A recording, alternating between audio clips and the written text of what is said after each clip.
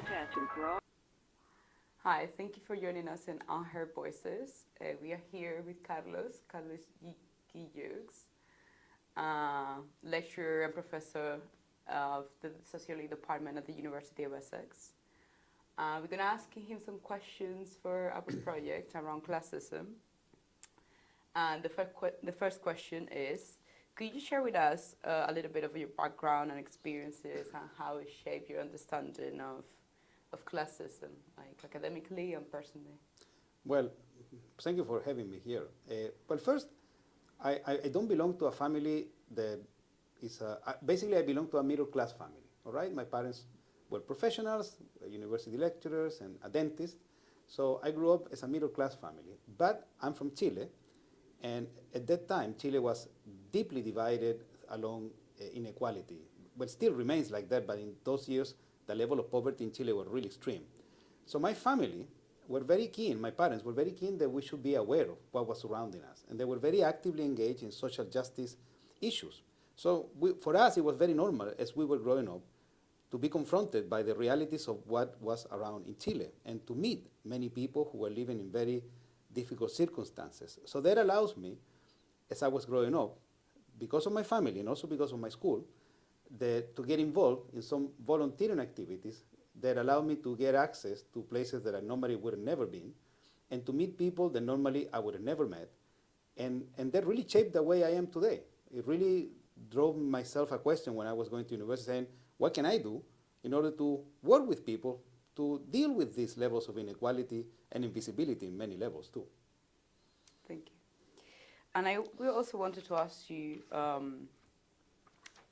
if you can give us maybe any examples that you actually lived of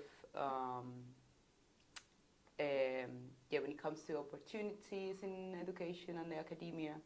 Have you actually feel or experienced that anyone had any difficulty to access into the classism? Yeah, absolutely. Well, I'm going to just focus on the UK. Here in Essex, I have witnessed with great joy some students who come here first generation at university from backgrounds that are not academic, and how university becomes for them a powerful tool for developing their skills, their dreams, and their potentials. And I've been a witness to this, and I'm really grateful that I have been part of this process because it makes education all the more relevant, right? And then because I also keep in touch with my former students, I see their progression. So to see that transformation, I would say, into their full potential then it makes me think that education is a powerful tool for people's development. It's not the only way. Universities, obviously, there are many, but university is one of them. So it's great to see that.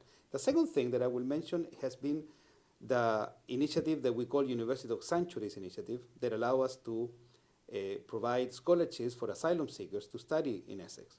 And we have done this since 2017 or 16, if I remember. We started with Syrian refugees and then eventually was open to anybody, and the application process is open every year. So to see some students, young people who have the will to study, to develop themselves, even though they're in the most precarious and vulnerable circumstances because of the asylum system, is really, really impressive. And yeah, that's something that I'm very proud of. And do you think the classism manifests in any shape or form when it comes to the treatment of asylum seekers and refugees? It could be in academical settings or... Yeah, classism is very interesting because it's almost like it went out of fashion. And it's not. It's still relevant today in British society and many other societies, Western societies across. Classism still exists. Classism is attached to discrimination, to stereotyping, to stigma, to labeling, to marginalization, and so on. It's very damning. The socioeconomic status of people does matter. And what is really a paradox is this. Often, people tend to argue against migration and have very negative views about asylum seekers and refugees. But on the other hand, some migrants are very much welcome. And then when you start looking at why is that, what is the difference? And it seems that some migrants are more worthy than others. Some refugees are more worthy than others. Sometimes that is because of religious or cultural backgrounds, but more often than not, it's also related about classism. So you see, So that is really pernicious. In that sense, one of the things that I have discovered in my own research and work and experience is this. It's going to be very provocative what I'm going to say, but the people in the UK who are in the lower scales of socioeconomic status, who depend on welfare, have much more similarities with asylum seekers and refugees than with the majority of the population. But because of the contentious issues surrounding asylum seekers and refugees, often they're put against one another, when they have much more in common than what we think. Because you travel a lot Yes. outside the UK. You always tell us in your lectures, and you always show us photos, which is actually quite inspiring. So thank you. What are the similarities, maybe difference that you observe of how classism manifests in here in the UK and maybe some other countries?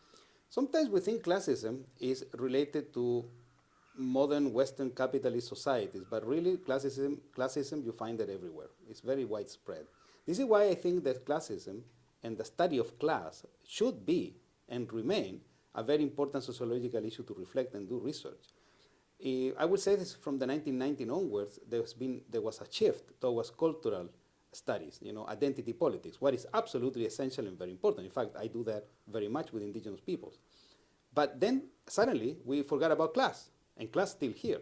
So when I've been to Asia or in South America, class remains a very important divisive feature within societies. So it will be very serious if we forget about it. Yeah. Okay, thank you very much for being with us today. Thank you for having me here. Always love to work with my students. Thank you. Thank you.